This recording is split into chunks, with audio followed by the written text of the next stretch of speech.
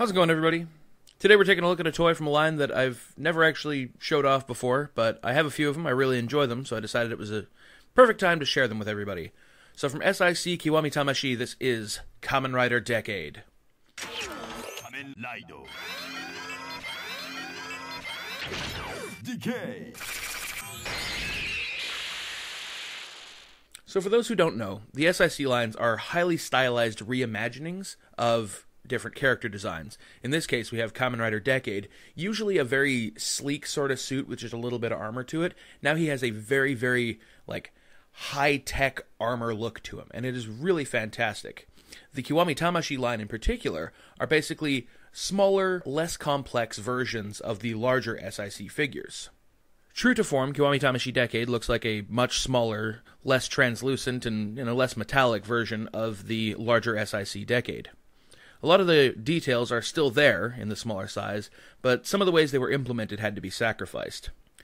Most notably would be some of the detailing on the legs, where on the larger figure, it's clear plastic over top of tech details. On the smaller Kiwami Tamashii version, they did have to just sort of mold it all into the same piece, but it still looks fantastic, and on the white parts of the legs, he actually has more detail going on than the larger figure did. From head to toe, this thing is just loaded with incredible details. On the face, and bear in mind, this is the size of the face compared to my finger, you can see the lines that make up his mask going through his eyes, and through that you can actually see the sort of insectoid compound eyes that Kamen Riders are known for. All sorts of molded details all across the armor, the shoulder pads. On the back, he looks very, very heavily armored. His back is actually very wide. There's vents and lines of sculpting all across it. On his belt, the Decade driver is picked out in several different colors of paint, including a metallic red lens at the center, and some sculpting on the top there that looks like it could at one point maybe say Decade, but it doesn't really seem to say it. Looks like just kind of some scribbled details. Still, it does look very good, and they didn't even attempt that on the larger figure. Decade's primary weapon/card storage unit, the Ride Booker. It's got a very nice coat of paint on it as well. And as mentioned, there are gorgeous panel lines and sculpted details all down the legs. They even managed to give the bottoms of his feet the sort of barcode detail that they're known for. Despite being such a small figure, he's definitely no slouch in the articulation department as well. He's got a ball-jointed neck, and his head is connected to the neck by another ball joint. Shoulder pads move out of the way for his arms, which have an impressive range as well. There's a ball joint inside the body that allows the arms to move slightly forward, up, down, back.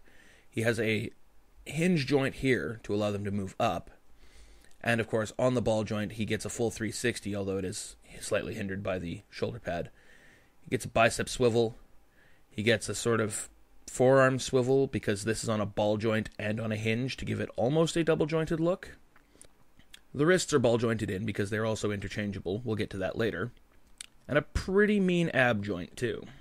The Ride Booker itself is actually on a swiveling piece so that it can get out of the way if you want to, say for example, have him kick with his impressive range of ball-jointed hip action. He also has a swivel here, double-jointed knees, a hinge on the ankle, as well as an ankle swivel, and a rotational joint there. Accessory count, by comparison to his larger S.I.C. counterpart, is admittedly a bit small, mostly because he doesn't contain pieces to transform himself into his complete form. But he does come with some pretty good ones. For starters, we've got option hands. The way you switch out a hand is pretty easy. It's just on a ball joint. You pop it out, take another hand, pop it in. Now he has a fist. He's got two of these. He actually came packaged with them, but I've honestly always thought of Decade as more of kind of an open-palmed sort of person, so those are the ones I usually display him with. The other set of hands he came with are, of course, gripping hands for his other major accessory, the Ride Booker, which does come off of the belt, and it does manage to maintain all of its three forms, albeit with some part swapping. The only problem is it doesn't open like the larger one. I mean, it would be really hard to work a hinge in there. So to switch this thing to gun mode, we take the handle off, we take a second handle piece, plug it in there, slot it into Decade's hand, and he is now ready for perhaps an attack ride blast. Switching the handle out again for a fully extended version, and attaching an additional blade part, gets it ready for sword mode, slotting once again into Decade's hand for perhaps an attack ride slash. The final interchangeable piece that Decade came with is actually not even one that was included with the larger S.I.C figure, and that is an optional second head. Swapping the head on this guy is a pretty easy affair as well. You pop it off of this post right here, which connects to the ball joint inside the neck. Little hole in there, line it up, pop it on, like so. And now we have Decade in his Gekijotai, or violent emotion form, or fury form if you're used to that terminology. The sculpt on this helmet is great.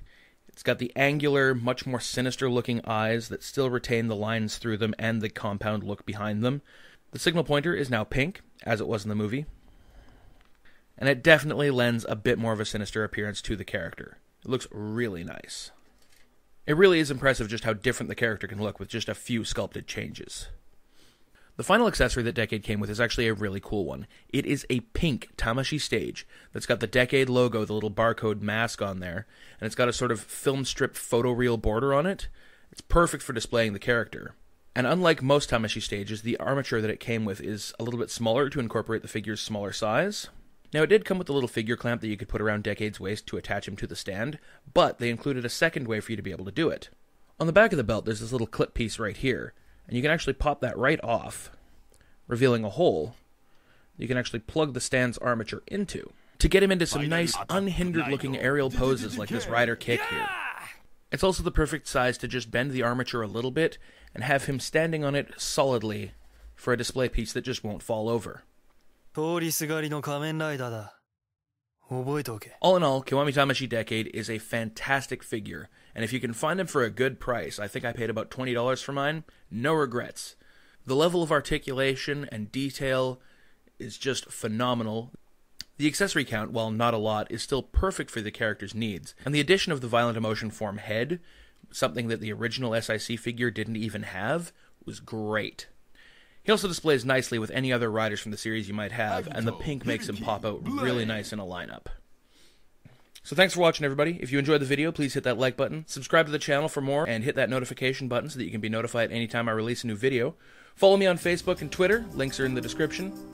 And leave a comment down below, let me know what you think about the S.I.C Kiwami Tamashii line, if you have any of them, if you want any of them, if you have any of the larger S.I.C figures. I'd love to hear from you. We'll see everybody next video.